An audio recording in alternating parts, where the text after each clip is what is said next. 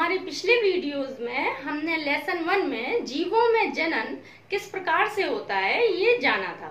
आज के वीडियो में हम स्टार्ट करने जा रहे हैं लेसन 2 पुष्पी पादपों में लैंगिक जनन। तो ये जो पुष्पी पादप हैं इनके बारे में आप कक्षा 11 में भी पढ़ चुके हैं और आज हम जानेंगे कि इनमें सेक्सुअल रिप्रोडक्शन किस प्रकार से होता है।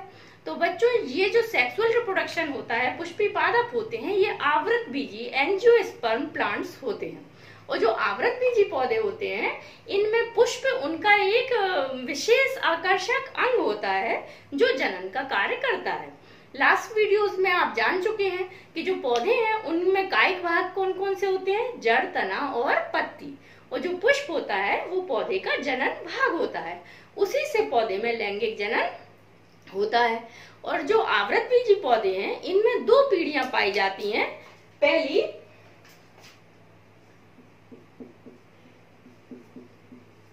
बीजाणुभिद पीढ़ी जिसे कहते हैं स्पोरोफाइटिक जनरेशन। जो स्पोरोफाइटिक जनरेशन होती है इसमें पौधे के जड़, तना, पत्ती और फूल ये भाग आते हैं स्पोरोफाइटिक जनरेशन में। और जो दूसरी जनरेशन होती है वो होती है युग्मकोद्भिद पीढ़ी।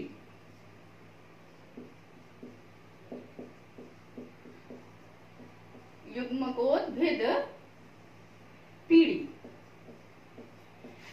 यानी कि गैमीटोफाइटिक जनरेशन। अब आप ये कहेंगे कि ये दो पीढ़ियां क्या हैं? बच्चों, जो आवृतबीजी पौधे होते हैं इनमें पीढ़ी एकांतरण, स्पष्ट पीढ़ी एकांतरण पाया जाता है। इसमें बीजाणुभिद पीढ़ी और युग्मकोद्भिद पीढ़ी गैमीटोफाइटिक जनरेशन आपस में अल्टरनेट एक दूसरे के बाद आती हैं। जो स्पोरोफाइट जनरेशन होती है ये जड़, तना, पत्ती और फूल में विभक्त रहती है और ये पीढ़ी जो है लंबी होती है। जबकि जो गैमीटोफाइट जनरेशन है ये केवल गैमीट्स। फर्स्ट लेसन में आपने पढ़ा था कि प्लांट्स में दो प्रकार के गैमीट्स बनते हैं, मेल और फीमेल। तो ये जो पीढ़ी होती है ये केवल गैमीट्स तक ही सीमित होती है और इसमें इसीलिए ये काफी छोटी होती है। जबकि ये जड़, तना, पत्ती और फूल में विभक्त होती है। और बीजाणुभिद पीढ़ी आती है, उसके बाद वो उसमें गैमीट्स बनते हैं तो युग्मकोद्भिद पीढ़ी आती है। और फिर यही गैमीट्स जब सीड का फॉर्मेशन करते हैं तो फिर से उस सीड से एक नया पौधा बनता है, तो फिर से पौधा बन जाता है तो उसमें यही सब भाग होंगे, तो फिर से स्पोरोफाइटिक जनरेशन आ जाती है। अब जो बीजाणुभिद पीढ़ी है इसमें ये जो फूल है ये पौधे के जनन अंग का कार्य करता है, जनन भाग होता है ये पौधे का रिप्रोडक्टिव पार्ट।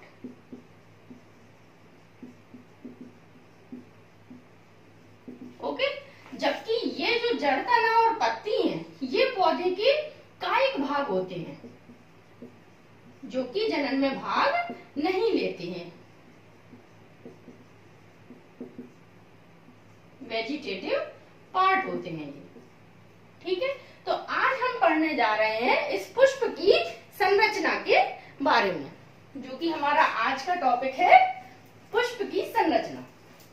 इसमें हम जानेंगे कि पुष्प में कौन कौन से भाग होते हैं, जो कि आप कक्षा 11 में भी पढ़ चुके हैं, लेकिन क्योंकि यहाँ हम लैंगिक जनन पढ़ने जा रहे हैं और लैंगिक जनन पुष्प के द्वारा ही होता है तो इसीलिए उसकी संरचना को हम एक बार रिवाइज करेंगे।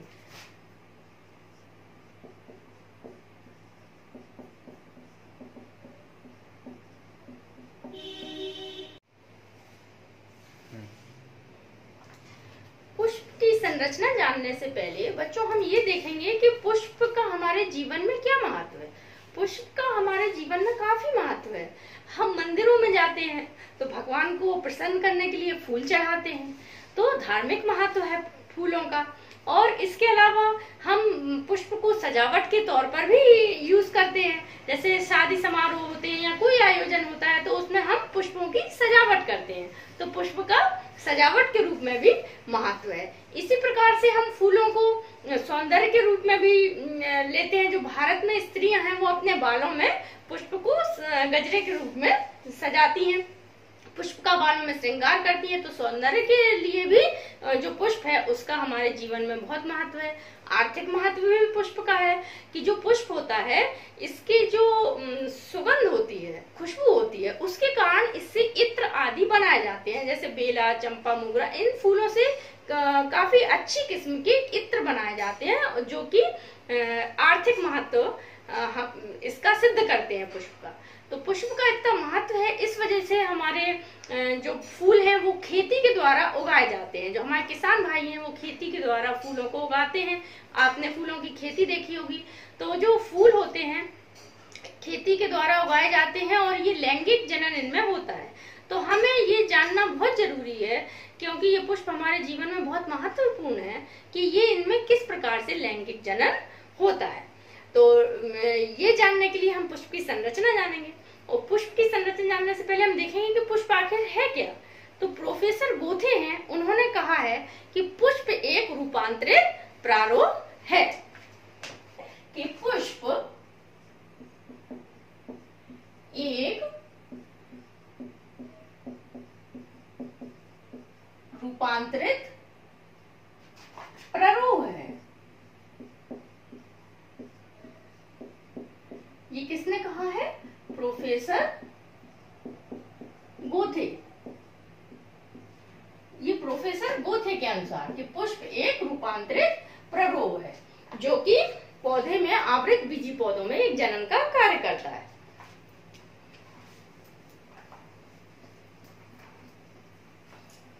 पुष्प की संरचना में हम देखेंगे कि जो पुष्प होता है इसमें दो भाग होते हैं, दो प्रकार के चक्र पाए जाते हैं। जो पहला चक्र है इसको हम कहते हैं सहायक चक्र या एसेसरी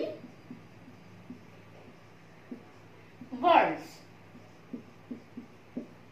सहायक चक्र, सहायक चक्र और दूसरा चक्र जो होता है उसे कहते हैं आवश्यक चक्र। आवश्यक चक्र या नेसेसरी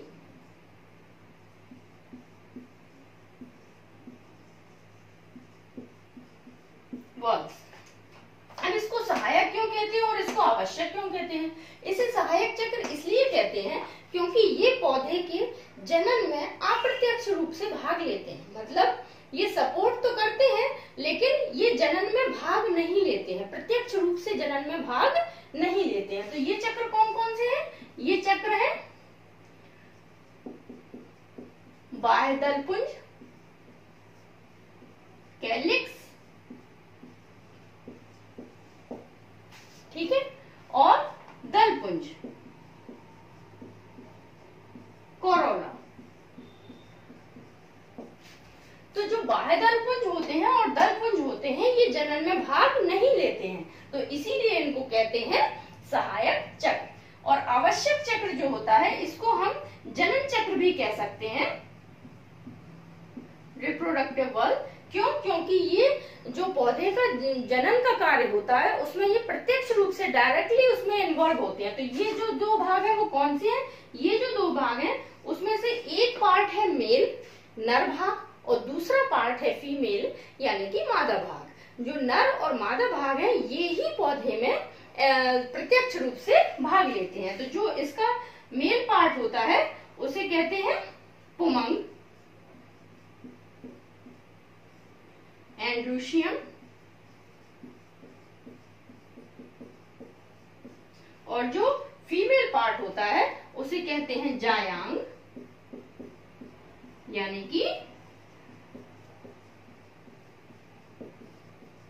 गाइनोशियम। जो पुमंग है ये पौधे का मेल पार्ट है और ये जायांग है ये पौधे का फीमेल पार्ट है। ये मेल का साइन है, ये जो हमने साइन बनाया है, चिन्ह बनाया है, ये मेल को डिनोट करता है और ये चिन्ह फीमेल को डिनोट करता है। तो ये पौधे के दो चक्र पौधे में पाए जाते, पुष्प में दो चक्र पुष्प में पाए जाते हैं। और ये चक्र जो दो चक्र हैं ये सभी चक्र पुष्पासन पर लगे हुए रहते हैं। तो इन चक्रों के बारे में जानने से पहले हम पुष्पासन के बारे में जानेंगे। ठीक है, तो ये जो हमने आपको बताया पुष्प के अंगों के बारे में, इनको अब हम डायग्राम के द्वारा समझते हैं।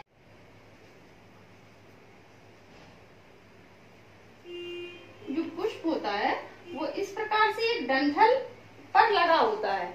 ये जो डंठल होता है इसको कहते हैं पुष्पवृंत।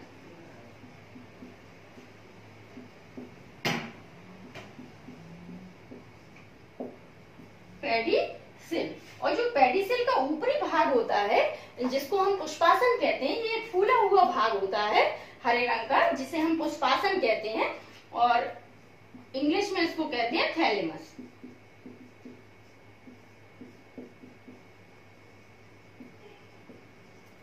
जो पुष्पासन होता है इस पर ही पुष्प के सहायक चक्र और आवश्यक चक्र दोनों प्रकार के चक्र लगे हुए रहते हैं। तो सहायक चक्र में हमने आपको बताया था कि सबसे पहले जो हरे रंग की संरचना होती है वो होती है बाह्य दल पुंज।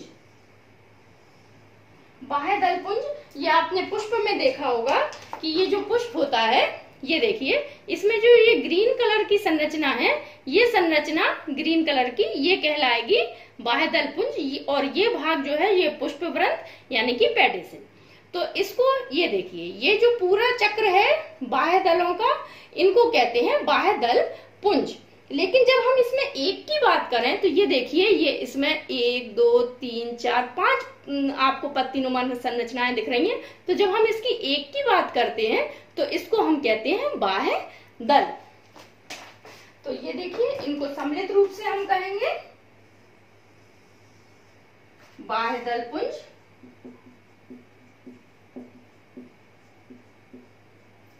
बाह्य दल पुंज,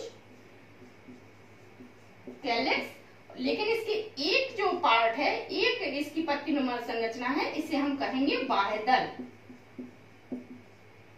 बाह्य दल सेपल।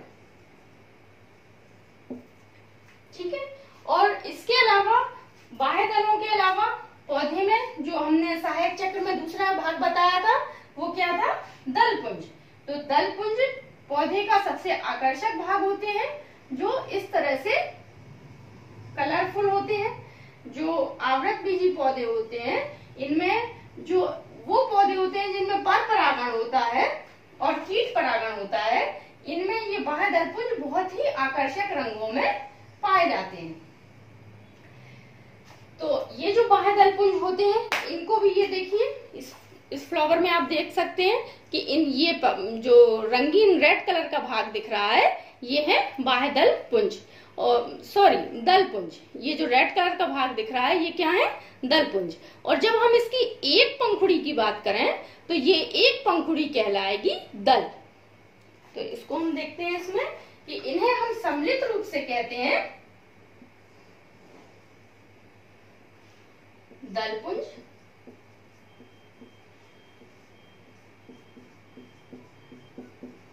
कोरोला। और इसकी एक जो ये पंखुड़ी है इसको हम कहते हैं दल पेटल।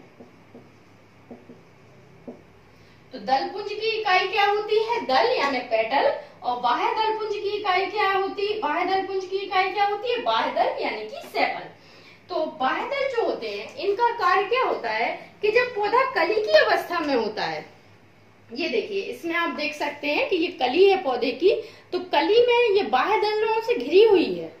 इसमें जो इसका लाल कलर है वो हमें नहीं दिख रहा, क्योंकि जो इसका पुष्प है वो इन बाह्य दलों के अंदर पूरी तरह से कवर है। तो कली की अवस्था में ये जो बाह्य दल होते हैं ये पौधे की पुष्प की रक्षा करते हैं। और इनका एक और काम है कि जैसे ये ग्रीन कलर के होते हैं तो बिल्कुल पत्तियों की तरह ये भोजन का संश्लेषण भी करते हैं। और जो दल पुंज है ये काफी कलरफुल होते हैं और खुशबू होती है इनमें, तो ये कीटों को अपनी ओर आकर्षित करते हैं। लेकिन वे पौधे जिनमें कीट परागण नहीं होता, उनके जो दल पुंज है वो इतने आकर्षक कलर के नहीं होते, इतने चटकीले रंगों के नहीं होते। तो ये दोनों जो आपने भाग पढ़े पौधे के, ये पौधे के सहायक चक्र कहलाते हैं। अब हमने बताया था कि पौधे में सहायक चक्र जो होता है वो से भाग नहीं लेता, तो ये पंखुड़ी और ये बाह्य दलपुंज ये जनन में प्रत्यक्ष रूप से भाग नहीं लेंगे। तो फिर प्रत्यक्ष रूप से भाग कौन सा चक्र लेता है? तो प्रत्यक्ष रूप से जो भाग लेते हैं वो है नर भाग। नर भाग जो है इसका, जिन्हें हम कहते हैं पुमंग, एंड्रूशियम। एंड्रूशियम में हमने आपको बताया था कि ये जो पुष्प होता है इसमें ये देखिए, ये जो पुष्प है इसमें ये जो भाग आपको दिख रहा है येलो कलर के, ये ऊपर गोल सी संरचना दिख रही है, फिर इसमें पतली पतली गुलाबी रंग के फिलामेंट दिख रहे हैं। तो ये जो संरचनाएं ये आपको दिख रही हैं, ये पूरी सम्मिलित रूप से ये कहलाएंगी पुमंग एंड्रूशियम। और यदि हम इसका एक निकालें, ये एक जो भाग निकालें, ये देखिए, तो ये एक जो भाग है इसका ये कहलाएगा पुंकेसर। तो यहाँ जो हमने ये बनाया है ये एक भाग है इसका एंड्रूशियम का, जिसे कहते हैं पुंकेसर। इस प्रकार के कई पुंकेसर पुष्प में पाए जाते हैं। इनकी संख्या और इनके लंबाई ये अलग अलग पुष्पों में अलग अलग होती है। यहाँ हम एक पुंकेसर की संरचना को समझें तो आप देख रहे हैं कि इसका जो हमने आपको दिखाया था अभी पुष्प में कि येलो कलर का गोल सा भाग दिख रहा है, ये गोल सा भाग क्या है? ये पुंकेसर जो दो लोब से दो पालियों से मिलकर बना होता है, जिसे कहते हैं पराग कोश। दो कोशों से मिलकर के बना होता है, एंथर लोब्स। ये एंथर लोब्स कितने होते हैं? दो होते हैं। अब ये जो एंथर लोब्स है ये बीच में एक संरचना होती है इनको आपस में जोड़ने वाली, जिससे ये जुड़े हुए होते हैं। तो इस संरचना को कहते हैं योजी या कनेक्टिव। कनेक्ट कर रही है तो कनेक्टिव। ये जो परागकोश है और ये योजी है, ये मतलब ये जो भाग है ये एंथर, ये एंथर एक पतले से तंतु के द्वारा पुष्प से जुड़ा हुआ होता है। जो पुंकेसर है, कुछ पुंकेसर पुष्पासन से जुड़े होते हैं, कभी कभी पुंकेसर जो ये इसके दल हैं, दलपुंज, इसकी जो पंखुड़ी होती है इससे भी जुड़े होते हैं। तो अलग अलग पौधों में इनकी जो जुड़ने की संरचना अलग होती है, लेकिन ये इस तरह से पतले तंतु से जुड़े होते हैं। इस पतले तंतु को कहते हैं पुतंतु या फिलामेंट, जो पुष्प से इसको जोड़े रहता है। तो ये जो सारे पुंकेसर है इनको सम्मिलित रूप से तो हम कहेंगे पुमंग एंड्रोशियम, लेकिन ये जो भाग है एक भाग है, इस एक भाग को हम कहते हैं, इस एक भाग को हम कहते हैं पुंकेसर। ठीक है, स्टेम। इसी प्रकार से जो फीमेल रिप्रोडक्टिव पार्ट होता है पौधे का, वो भी आवश्यक भाग होता है, जो कि 3 पार्ट से मिलकर के बना हुआ होता है। ये इसके ऊपर का भाग होता है,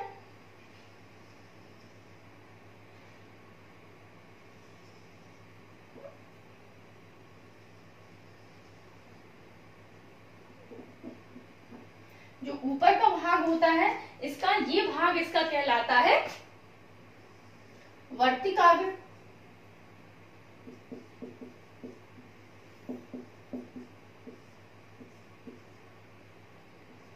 स्टिग्मा। स्टिग्मा के जो नीचे की ओर जाकर के एक फूले भाग पर जाकर के खत्म होता है। ये जो फूला हुआ भाग है ये भाग कहलाता है अंडाशय, यानी कि ओवरी। अंड आशय मतलब जो अंड को आशय दे, तो इसी में जो फीमेल गैमेट है जिसे एग सेल कहते हैं वो इसी अंडाशय में निर्मित होता है। और वर्तिकाग्र को जो अंडाशय से एक पतली सी नली आप देख रहे हैं, ये जो नली जोड़ती है इस नली को हम कहते हैं वर्तिका। वर्तिका स्टाइल। ओके, तो ये आपने देखा। अब जो ये अंडाशय होता है इसमें अंडाशय में इस तरह से बीजांड पाया जाता है। बीजांड क्या होता है? जिसके अंदर जो बाद में बीज का निर्माण करता है। तो ये है अंडाशय के अंदर बीजांड या ओव्यूल। तो जो अंडाशय है इसमें एक बीजांड भी हो सकता है और अधिक बीजांड भी हो सकते हैं। तो जो ये बीजांड है इसी के अंदर भ्रूणपोष पाया जाता है जिसमें फीमेल गैमीट एग सेल का निर्माण होता है, जिसे अभी हम डिटेल में जानेंगे। तो ये आपने इसका कार्य देखा कि ये जो नर भाग होता है एंड्रोशियम, इसकी एक इकाई को पुंकेसर या स्टेमिन कहते हैं। ये 3 पार्ट से मिलकर के बना होता है, एंथर लोब्स, कनेक्टिव और फिलामेंट। जो ये फिलामेंट होता है इसको पौधे से कनेक्ट करके रखता है। जो इसके एंथर लोब्स होते हैं ये 2 होते हैं, इनके अंदर पोलन ग्रेन्स बनते हैं। यहाँ पर जो पोलन ग्रेन्स बनते हैं इसका स्टिग्मा का कार्य क्या होता है कि जब ये पराग कोश परिपक्व हो जाता है तो ये फटता है। ठीक उसी प्रकार से हम इसको समझ सकते हैं जैसे हम बर्थडे में बलून्स लगाते हैं, उनके अंदर हम बहुत सारी चॉकलेट्स, ग्लिटर्स वगैरह डालते हैं और जब हम उनको फोड़ते हैं तो एक दबाव के साथ जो उनके अंदर भरा हुआ होता है ग्लिटर्स वगैरह वो दूर तक एकदम से फैल जाते हैं। तो उसी प्रकार से ये बलून की ही तरह से एकदम से फटते हैं और फटने से जो इनके अंदर के परागकण हैं वो दूर को उचकते हैं और उचकने से जो ये इसका वर्तिकाग्र वाला भाग है ये परागकण आकर के इस पर गिर जाते हैं। कभी कभी कीटों के द्वारा भी या हवा के द्वारा भी उड़कर आ सकते हैं। ये इसी फूल के भी आ सकते हैं, दूसरे पौधे और दूसरे फूलों के भी आ सकते हैं। तो ये जब परागकण इसके ऊपर आते हैं तो जो ये वर्तिका स्टिग्मा है ये परागकणों को ग्रहण करने का कार्य करती है। और जो इसकी ये पतली नली है, जब ये परागकण यहाँ आ जाते हैं तो इनमें अंकुरण होता है और एक इस प्रकार से पराग नली का निर्माण होता है जिसके द्वारा जो ये परागकण हैं इन परागकणों में ये क्या है परागकण, पोलन ग्रेन। तो ये जो परागकण है इसमें ही मेल गैमीट होता है। तो मेल गैमीट को फीमेल गैमीट तक पहुंचाने के लिए ये पराग नली बनती है। जो पराग नली इस प्रकार से जाकर के बीजांड में प्रवेश करती है और जहां फर्टिलाइजेशन की प्रोसेस पूरी होती है। तो ये आपने फ्लावर के दोनों चक्र जाने, सहायक और आवश्यक, और इनके कार्य जाने। अब जो आवश्यक चक्र हैं इनके बारे में हम डिटेल से इनका स्ट्रक्चर देखेंगे। तो सबसे पहले हम मेल पार्ट एंड्रोशियम के जो एक इकाई होती है पुंकेसर, स्टेमिन। तो एक स्टेमिन का डिटेल में हम स्ट्रक्चर देखेंगे कि इसके अंदर की संरचना कैसी होती है और किस प्रकार से इसके अंदर जो परागकण है वो ये परागकणों को अपने अंदर सहेज रहता है।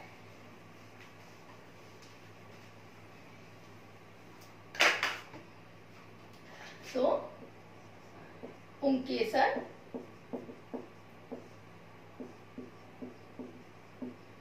स्टेमिन जो कि पौधे का कैसा भाग है, नर भाग, male part, male reproductive part. इसके बारे में हम देखेंगे। ये अभी आपने ये संरचना तो इसकी पढ़ी कि ये इस प्रकार से 2 पालियों से मिलकर के बना होता है और इस प्रकार से इसमें एक फिलामेंट पाया जाता है। ये आपस में जो जुड़ा हुआ भाग रहता है तो ये कहलाते हैं दोनों एंथर लोब्स, पराग कोश पाली। ये जो जुड़ी होती है जिस जगह उसको कहते हैं योजी, कनेक्टिव, और ये भाग कहलाता है जिससे ये पुष्प से जुड़ा रहता है फिलामेंट या पुतंतु। ठीक है। अब अगर हम इसका यहां से इसको कट सेक्शन देखें तो ये जो दोनों परागकोश पाली हैं ये इस प्रकार की इनकी संरचना हमें मिलेगी।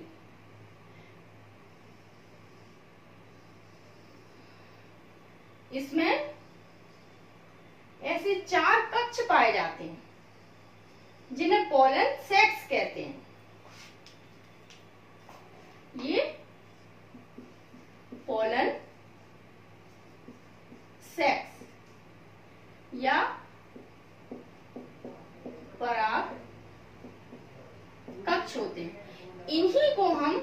माइक्रोस्पोरेंजियम या लघु बीजाणु धानी भी कहते हैं, लघु बीजाणु धानी भी हम इन्हें कहते हैं, माइक्रो स्पोरेंजियम। इनकी संख्या आप कितनी देख रहे हैं? एक जो परागकोश का लोब है इसमें 2 होते हैं, तो टोटल मिला के ये कितने होते हैं? ये संख्या में 4 होते हैं। ये देखिए, ये परागकोश के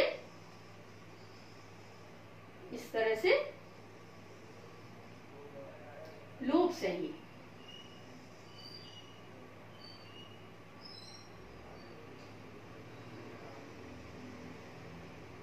और ये यहां से लगा हुआ है फिलामेंट। ये जो भाग है, ये जो हमने योजी भाग बताया था, ये भाग है, ठीक है, जहां पर इस तरह से संवहन मंडल, वेस्कुलर बंडल पाए जाते हैं, ये फिलामेंट है, ठीक। अब ये जो लघु बीजाणु धानी होती हैं, इनमें पराग कणों का निर्माण होता है इस तरह से। ये छोटे छोटे कण होते हैं, पराग कण, इन्हीं के अंदर मेल गैमीट होते हैं। पराग कण, पोलन ग्रेन्स, ठीक है। तो ये आपने एक पुंकेसर की विस्तृत संरचना को समझा।